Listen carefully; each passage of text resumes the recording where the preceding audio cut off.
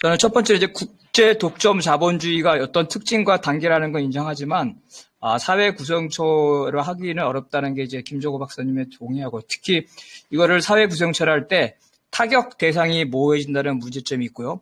다극화라는 현상에 대해서는 동의하지만, 다극화의 주체를 브릭스가 아니라 이제 국제기구가 아니라 국가로 한정해야 된다는 얘기고, 왜냐면 국제기구는 하나의 통일된 주체로서 규정하기 어렵죠. 그래서 중국이나 인도 이런 부분, 이런 것들이 했던. 그 다음에, 다극화의 그 원인에 대해서, 이건 다극화는 중국이 적극적으로 그러한 다극화로 나간 게 아니라 미국이 미중 분업을 조정하는 과정에서 중국을 견제하면서 중국이 수동적으로 대응하는 과정에서 다극화가 됐기 때문에 향후 미국이 미중 분업을 복원할 경우에 이러한 다극화의 운명이 유동적이기 때문에 다극화가 구조적이고 장기적으로 될 거라는 것, 즉 미국을 견제하는 의미에서의 다극화가요.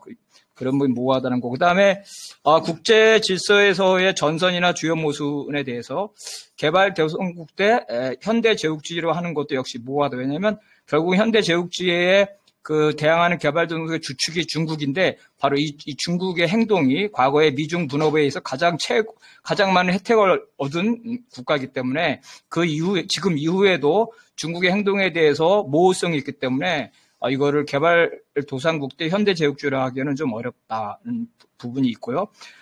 오히려 그 신재길 동지가 말한 주권 기반에 관한 부분이 오히려 좀 저는 더 동의가 되고요. 그런 면에서 유엔 개혁, 이건 이제 김종호 박사님도 말했는데 특히 상임이사국 문제 이런 것들이 좀 얘가 되고요. 그럼에도 불구하고 주권에 기반하지만 역시 연대의 문제는 되게 중요하고 특히 이제 미국이죠. 미국을 견제하는 연대. 그래서 여기에서 결국 중국이 가장 중요한 역할을 하는데 그러면 중국이 미국을 견제하는 소위 반제에 복마도록 하는 동력은 무엇이냐는데 사실은 여기에 답이 없다. 왜냐하면 중국이 스스로 판단하고 하는 거지 이 중국을 이렇게 하라 저렇게 할 수 있는 개발도상국의 동력이라는 게 사실은 없다는 거죠. 이런 면에서 우리와 관련돼서 그럼에도 불구하고 조선의 경우에는 핵무장을 매개로 해서 지금 북중러에 러시아와 중국은 동맹관계나 전선을 하지 않습니다. 근데 바로 조선을 매개로 해서 중국은 조선을 필요하고 러시아는 조선을 필요하면서 조선이 이런 매개의 역할을 한다는 걸 봤을 때 이러한 조선의 역할이 두드러지는데 그에 비해서 남한, 한국의 경우에는 바로 이러한 친미의 굴레에서 벗어나지 못하면서 전혀 그 역할을 할 수 없는 이런 문제죠. 그래서 탈미라는 부분이 중요하다는 이제 김종호 박사님의 말에는 일정 부분 동의합니다. 네, 이상입니다.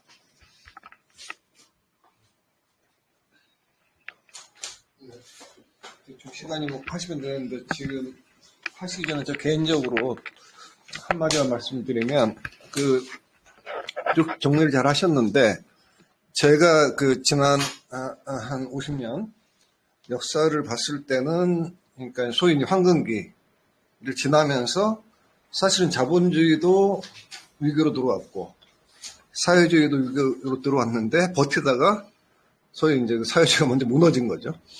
그래서 지금 김정호 선생님께서 이제 묘사하다 보니까 그러니까 이 사회주의가 무너지면서 형식적으로는 이제 일극지배 체제가 됐는데 실제로는 그러니까 엄청난 슈퍼 제국주의가 된 것처럼 묘사하는데 이미 위기에 와서 그걸 수습하는 대안으로 들이민 게 이제 신자유주의고 또 그것에 50년이 또 망가뜨려 놨잖아요. 그러니까 이제 외형적인 성장들도 좀 따져봐야 되겠지만 실제로 어떻게 보면은 지난 한 50년의 역사 같은 경우는 진보라기보다는 진보를 주장하는 여러 가지 테크놀로지가 있지만은 각종 퇴행들이 발생한 굉장히 이상한 시기로 후대 역사 보지 않을까라는 게 제 주관적인 역사 감각이거든요. 근데 이제 슈퍼제국주의로 표현하게 되면 사실상 지금 트럼프는 그러니까 미국의 강력함의 증후가 아니라 위기와 이제 몰락의 증후로 볼 수 있잖아요. 그렇게 본다면 사실은 이미 그때부터 소위 이제 제국으로서 미국은 끊임없이 쇠퇴를 해왔는데 슈퍼제국주의로 묘사하게 되면 제가 바라본 그 현실하고는 굉장히 큰 괴리가 있다. 그 말씀드리겠습니다. 종합하셔가지고 말씀하시면 딱 맞을 것 같습니다. 지금 두 분 토론자께서 이렇게 여러 가지 좋은 말씀 많이 해주셨고 문제 제기도 많이 해주셨습니다. 그 각각의 쟁점들이 사실 많은 이제 토론들이 필요한 부분인데 시간상 이제 다 토론할 수는 없을 것 같고 우선 이제 공통적으로 먼저 이제 제기되는 부분이 발제에서 국독자에 대해서 후기와 정기와 후기로 구분을 했는데 그 근거가 뭐냐, 모호하다. 이런 이제 제기를 해주셨고, 사실 그것과 관련돼서 다음 문제들도 많이 쭉 연관되는 걸 또 많이 있는 것 같아요. 그래서 우선, 이 부분에 대해서 좀, 먼저 좀, 말씀을 드려야 되겠다는 생각이 듭니다.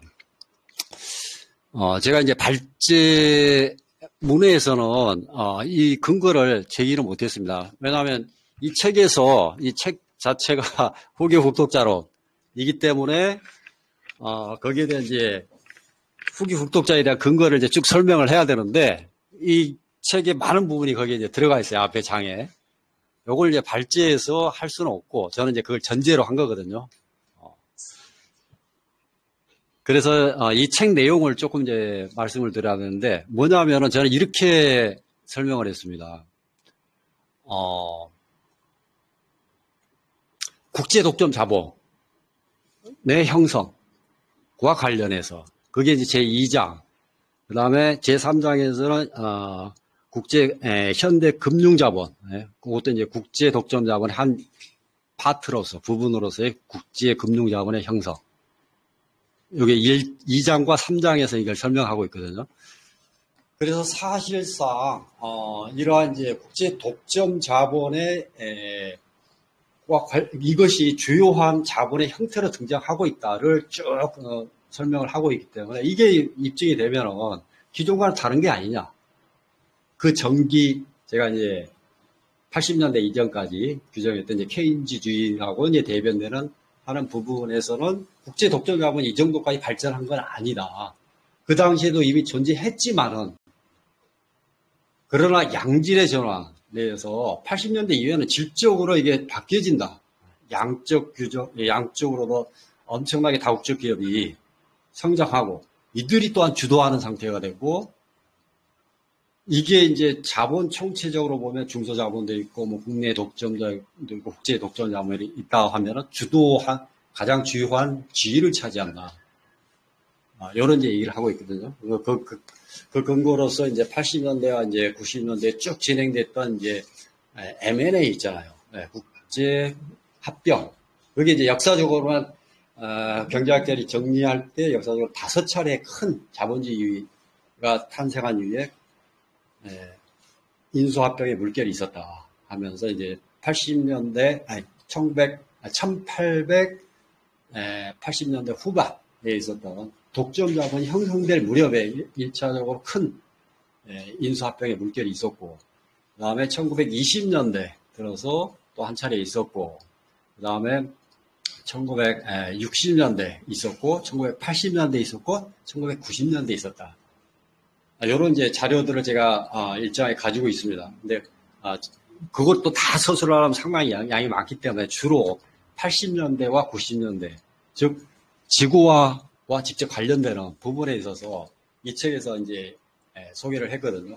80년대 실질적으로 우리 기억에도 아마 있을 겁니다. 이게 80년대 중후반에 가면 상당한 인수합병 M&A 물결이 있었고 이 과정에서 각국의 독점 자본들이 상당한 등치를 키우고 이것들이 국가 간의 이제 어떤 M&A도 이제 진행이 되고 90년대 중후반에 있었던 거, 2000년대 초반에 있었던 것은 이거보다 훨씬 규모가 또 커요.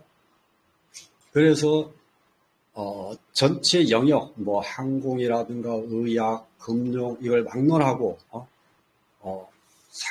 굉장히 큰 규모의 M&A가 형성이 되고 국가 간을 넘어서 국가 경계를 넘어서 이게 이제 진행이 되고 하면서 거대한 이 국제 독점 자본이 형성이 되거든요.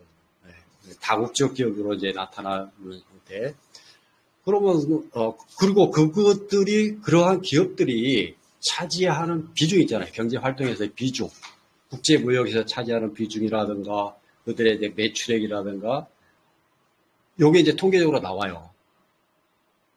라고 할 때 이것은 우리가 이전에 60년대, 과거의 레닌 시대, 물론 그때도 이제 국제 독점 운동은 있었지만은 비교할 수 없을 정도로 되는 거고, 국제 무역의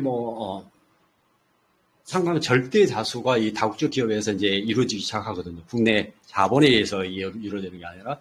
그래서 여러 가지 이제 근거를 통해서 국제 독점 자본이 주도하는 이런 이제 시기가 됐다라고 하는 걸 얘기하고 있고, 이게 이제 자본 운동 측면에서 그리고 자본의 측면에서 독점이 형성되는 측면에서 그리고 또 이 장에서 특별히 설명하는 것은 국제 분업에 대해서 내가 상당한 비중을 투자해서 국제 분업이 어떻게 발전해 왔는가를 통해서 제가 여기서 강조하는 생산의 사회화가 실제 어떻게 생산의 국제화 단계로 이렇게 진전되어 왔는가를 상당히 이 부분도 역시 중점적으로 설명을 했습니다. 왜냐하면 국제 분업이 굉장히 저는 이제 중요한 개념이라고 생각하고, 이게 생산 과정의 변화. 그리고 국제 분업은 원래 막스주의 경제학에서도 좀 이렇게 중간에 있습니다. 이게 생산력과 생산 관계의 중간에 있는 개념으로 굉장히 중요한 개념이고, 도이치 이데올로기에서는 그것을 이제 생산력적 개념으로서 이게 막스가 상당히 크게 분업에 대해서 설명을 했었는데, 이 국제 분업도 쭉 보면은 상당한 발전을 변화를 이루어오거든요. 그래서 우리가 이전에 구제국주의 시대 보면은 어떤 이제 채취 산업, 원료 채취와 자본 수출과의 관계 속에서 국제 분업이 단순화돼서 이루어졌다고 한다면, 즉 이후에는 이제 경공업과 중공업의 형태로 국제 분업이 주요 형태가 변화되고, 그 다음에는 중공업 내에서도 고부가가치를 생산하는 그런 국가와 한국처럼 같은 자동차를 생산하더라도 좀 이제 저가에 생산하는, 이걸 저는 이제 업종 내 분업이라고 이제 표현을 했는데, 이런 형태로 변화되고, 최종적으로는 다국적 기업 내 분업으로 발전합니다. 이게.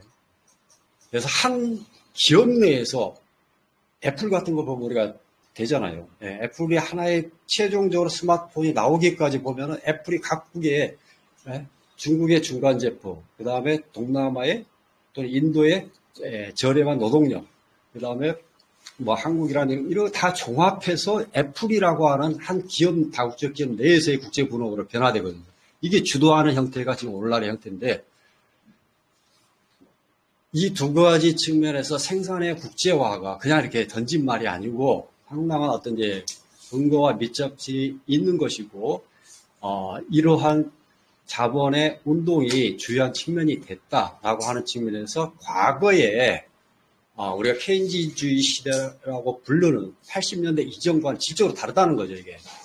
자본 운동의 형태도 다르고, 그리고 그것을 받쳐주는 생산력이 이미 달라졌다라고 하는 겁니다. 이게 가장 중요한 것은 막스의 이제 역사 인문론에서 가장 기본적인 개념으로서 생산력을 들고, 그 기초에서의 생산 관계를 들고, 그 위에서의 상부구조 문제를 드는 이런 순서인데, 국제 분업을 통해서 우리가 이제 이런 부분을 이제 상당 정도 우리가 고찰할 수가 있고, 80년대 이전과 이후를 가름할 수 있고, 저는 이 측면에서 정기 국독자와 후기 국독자를 구분하는 게 가능하다고 생각합니다.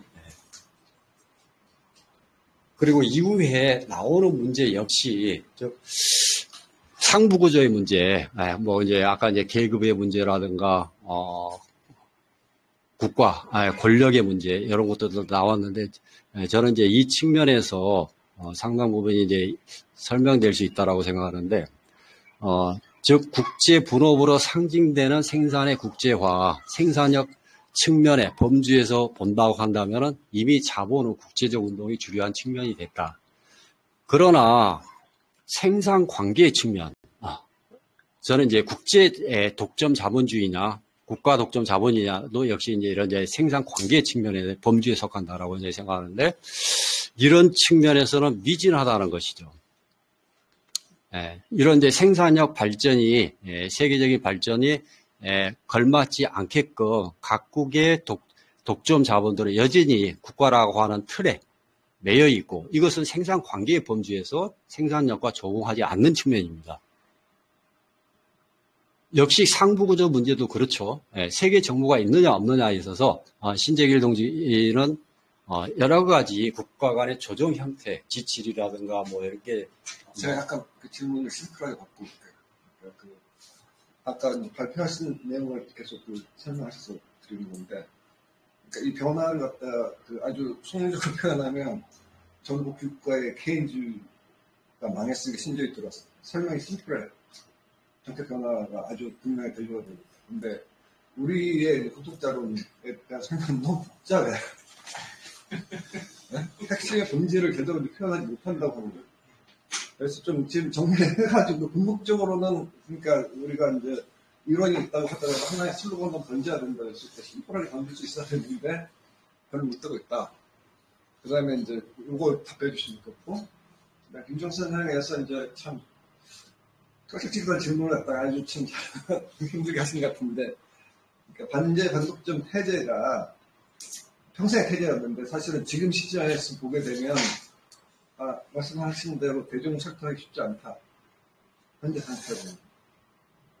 그러니까 이거는 뭐 질문 겸, 그다음 우리가 사실은 진지하게 고민을 해야 되는데 이거에 대해서 한 2분에 답해 주시고 그러니까 심플하게 국독자와 국제 독점 자본 구분을 해달라 이런 말씀이십니까? 그러니까 그 심플하게 얘기하면은 결국은 이제 케인즈주의는 국가 독점 자본주의를 어떤 이제 이념과 정책을 대변하는 그런 이론이고, 신자유주의는 사실상 이런 국제 독점 자본의 운동이 있잖아요. 이것이 주요한 측면으로 된 이 측면을 대변하는, 그것을 총체적으로 표현할 때 신자유주의라고 하는 이념과 정책으로 나타난다는 거거든요.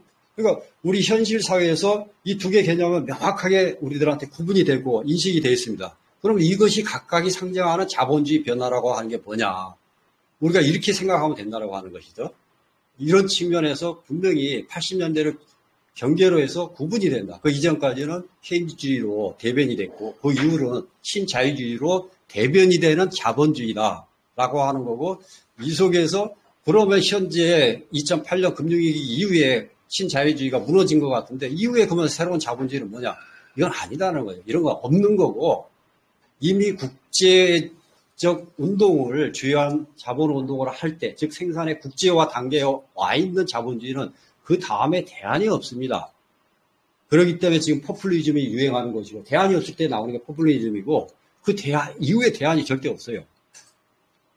그 대안이라고 하는 건 사실 상부구조로 완성시켜서 과거 케인즈주의가 일국에서 했던 그런 조절을 할 수 있을 만큼 했을 때 자본주의는 일정 기간 수명을 연장할 수 있지만은, 지금은 말씀드렸던 대로 신자유주의가 2008년 파산 나면서 그게 무너진 상태에서 그런 조절 기구를 그런 이제 시스템을 설치할 수가 없어요. 이러기 때문에 자본주의는 대안이 없는 거고, 이미 생산이 국제화까지 진행된 이런 상황을 조절할 수 있고, 위기를 극복할 수 있고, 계급투쟁을 누를 수 있고, 사회주의 대두라든가 개발도상국의 도전을 제어할 수 있는 이러한 이제 상부 구조가 없기 때문에 전 대안이 없는 상황입니다. 여기까지가 자본주의 끝이라고 하는 거죠. 그것이 실질적으로 기술적으로 그러지 않습니까? 지금 인공지능 혁명이 진행되고 있는 4차 산업인데 인공지능을 어떻게 자본주의가 완수할 수 있습니까? 자본주의는 여기까지 끝이에요. 인공지능으로 대변되는 4차 산업을 완수할 수 있는 것은 사회주의밖에 없어요. 왜냐하면 이윤 추구를 목적으로 하지 않기 때문에 궁극적으로. 그래서 로봇이 전부 생산에 맡기고 인간은 좀 더 고차원의 활동을 하더라도 유지될 수 있는 게 사회주의입니다. 근데 자본주의에서는 그게 불가능하잖아요. 그래서 자본주의는 지금 대안이 없는 기술, 그러니까 생산력 면에서도 4차 산업혁명으로 대변된 면에서도 그렇고, 그 다음에 생산 관계 측면에서도 그렇다라고 하는 겁니다. 2분 좀 넘었죠. 네, 고생 많으셨습니다. 10월. 저 선생님, 오늘 그 선생님 발표하신 거하고는 약간 별개로 좀 궁금해서 일단은 우리가 준비한 거 여기서 토론하시면 안 되나? 네, 일단 여기서 추가로 일단은 공식적인 네, 토론은 네. 끝내고 마치고, 여기서 그러니까 당표에서 갈 테니까 토론을 계속 하시고요. 네, 네, 네. 요 질문에 대해서 답변을 해요. 네, 지금 마치던 걸로 하고, 그러니까 얘기하시면 그 반제 질문. 아까 네, 상대가 그 얘기했어. 두 번째 질문요. 줄이는 그건 건 들어봐야지. 네. 저는 그것도 사실은 왜 그게 어렵다고 보는지 저는 전부 가능한 얘기다. 한국의 변혁은 당연히 반지 반독점 이게 같이 맞물려 있는 변혁이고 그러니까 지금 이제 99% 하청 개혁해야겠다 재벌에 그건 맞습니다 지금. 그런데 재벌에 그건 하나의 사물의 동질성을 보시는 거고 이 내부의 대립 모순 있잖아요. 그걸 저는 그런 측면이 존재하고 왜냐하면 재벌은 하청에 대해서 수탈적이거든요. 네. 이 측면에서 대단히 사실은 큰 모순이 존재하는 거고 우리가 반재벌 정선을 크게 구축할 수 있는 경제적 물적 근거가 바로 이 점이라고 저는 생각하는 겁니다. 네. 그리고 뭐 국민적으로도 지금 트럼프가 욕먹고 전부 지금 미국 이제 더는 아니다라고 사람들이 생각하는 상황에서 어떻게 반제 투쟁이라든가 반재벌 투쟁 이런 부분들이 전개되지 않을 수 있겠습니까? 저는 한국에 지금 재벌 체제는 한계에 와 있다고 보는 거예요.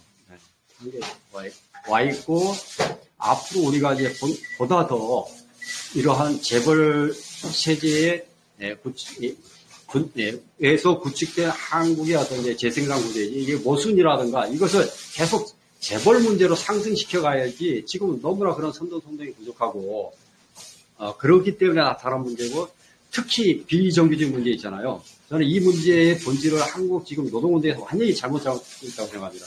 이걸 지금 신자유주의 탓이라고 하는데 그렇게 되면 정말 타겟이 사라지는 거고 사실은 재벌 문제예요. 본질은 한국의 비정규직 문제의 본질은 재벌 문제예요.